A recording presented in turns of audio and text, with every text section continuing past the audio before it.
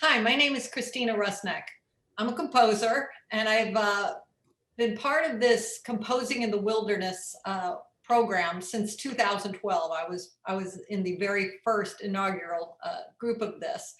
So by the time I came in 2017, it was my third time to participate in Composing in the Wilderness. Composing about nature and the environment and is a big part of who I am as a composer.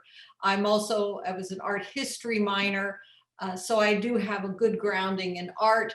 And I really think of myself as a storyteller, and I just tell stories through my music.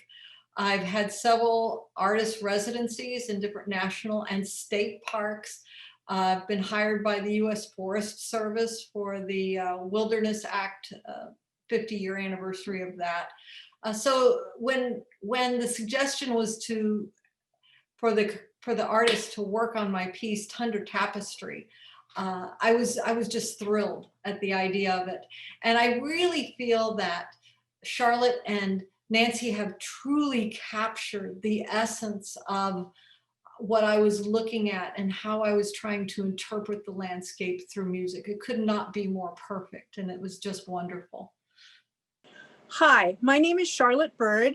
I live in San Diego, California.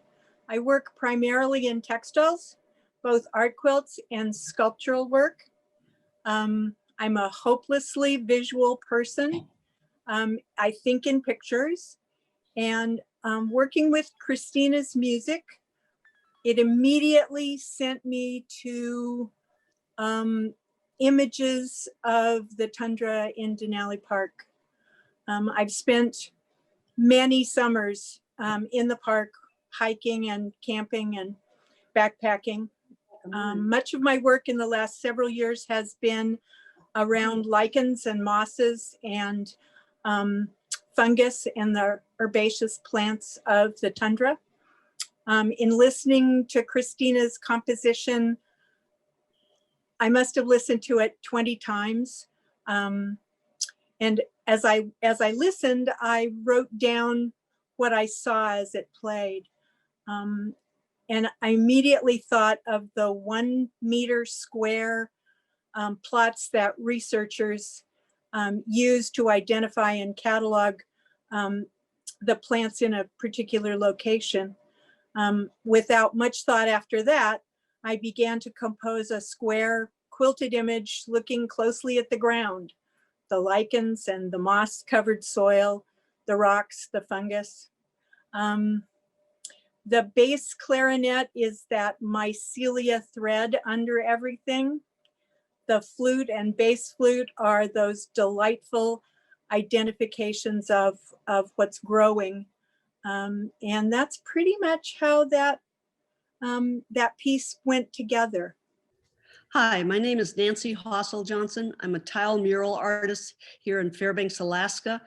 I've been in business for since 1985, and I've been working with a lot of tile murals and 1% for art. I got a chance to do this program with music in the park, and I got to work with Christina, and I kind of imagined walking down where she was, walking down a path and listening to the sounds of the wind and the river that went through there, and the water, the rolling of the rocks. And then when I listened to her music, I could just picture myself in there. And as a result, I felt that I looked at the plants and the animals and listened to the music, and I could just feel them moving in there. And then I looked at the animals when I was sitting there drawing the lichen and the plants that I saw there to make my tile tapestry piece. I saw a pica, and so I included it because I wasn't the only one listening to all the sounds I heard out there. And so that's basically what I did. I listened to her things, and when I listened to the music, it just brought back images of hiking on the trails back there and all the wonderful adventures I could see she had and that I really enjoyed. In each of my visits to Denali, we worked with scientists, so I focused on a different aspect of the park. The first time I focused on the water and the flowing of the water and the sound of the water and the journey that the water took. It was about the traveling of water over a period of a year. The second trip, I talked about the geological elements of the park, and I actually traced from my perch on Cathedral Mountain the Tectonic, horizon with the mountains and looking at that. And then for this one, we had a botanist who really talked about the non-vascular plants and how in 1 cubic square foot, there could be 70 or 100 different plants. And I thought that was just fascinating. And I dug deeper, and it had one of the things that I thought was so compelling is that it looked like a big carpet over the landscape, a lush carpet, and all these combinations of amalgamations of all these different plants that make up that carpet. And I just thought it was really fascinating. And how could I bring all of that into one piece?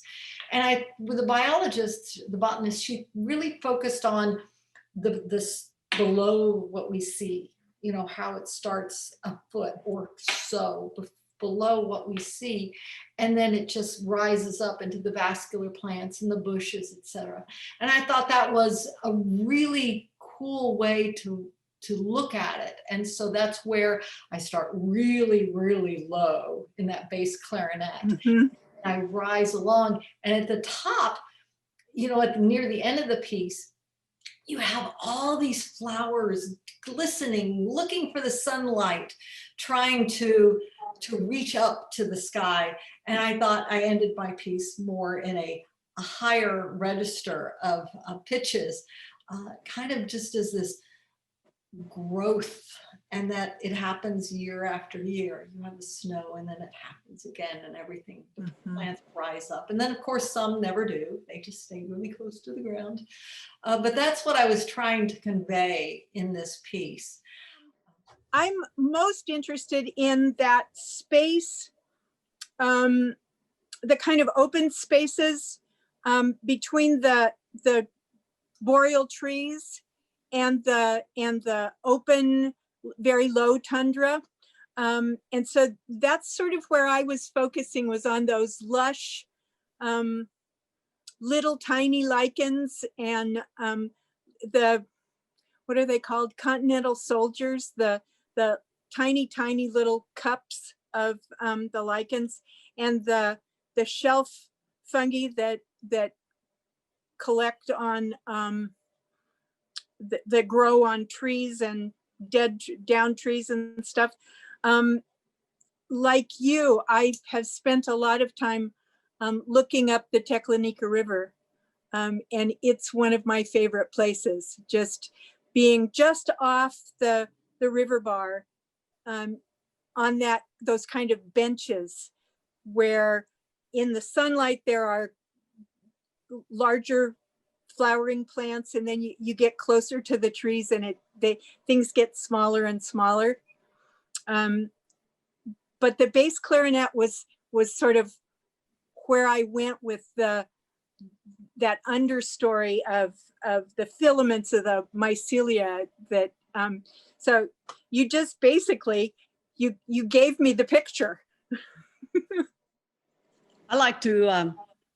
I really like to hike a lot, and listening to your music, it just gave me a really good feeling when I was walking along. And so when I sat down and started drawing, because I was thinking of the tapestry and then I was looking at all the plants, and I was thinking of a network of how the plants were related to each other and the area around them. And as I was drawing my images of the lichen and the plants, pike mark popped up, and it was like, oh, there's two of us listening to this and watching what was going on.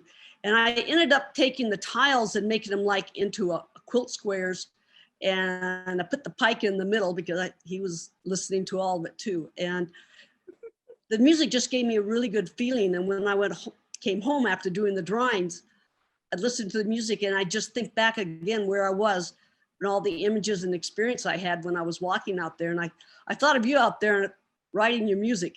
Your music was really good. It's something I can listen to over and over again. I just gave me a really good feeling out there of the plants and the animals that I saw out there.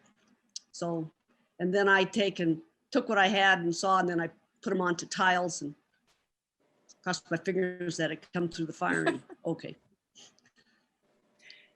During the 2019 Fairbanks Summer Arts Festival, Steve was unable to lead the Composing in the Wilderness trip. And so he asked me to, not that I could ever fill his shoes, but he asked me to take over for that session. And one of the most rewarding aspects of that session was bringing all the composers to the Bear Gallery and having them as composers participating in this, hearing the music from 2017 and seeing your visual art.